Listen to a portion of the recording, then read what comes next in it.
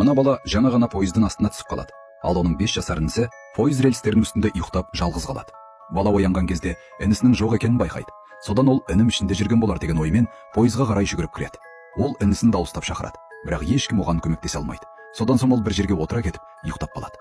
Дәл осы сәтте ол өз отбасынан көз жазып қалады. Себебі ол оянғанда үйінен 1000 миль, шамамен 1600 шақырым алыс жерге ұзап кеткен еді. Ол пойызды тастап сыртқа шыққанда өзінің қайда жүргенін мүлдем түсінбейді. Айналадағы адамдар оның тілінде сөйлемейді, ал өзі үйіне қалай қайтуды білмейді. Осылайша ол көшеде өмір сүре бастайды. Ақыры оны бір әйел тауып алып, жетімдер үйіне өткізеді. Бірақ ол да балаға үйін табуға көмектесе алмайды.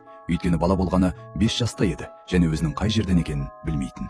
Осыдан кейін әлгі әйел оған Аустралиядан жаңа отбасы тауып береді. Жаңа ата-анасы оған жақсы өмір сыйлайды, бірақ ол өзінің туған жерін ешқашан жадынан шығармайды.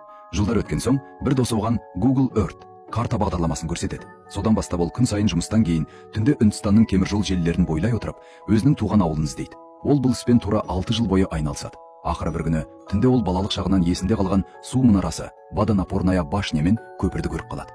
Ол бірден ұшаққа билет сатып алып, сол жерге ұшып барады. Содан соң балалық шағынан есінде жақсы сақталған соқпақ жолмен төмен қарай жүреді.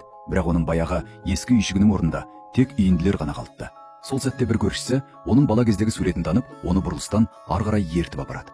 Осылайша арада 25 жыл өткенде ол ақыры өз анасымен қайта қауышады.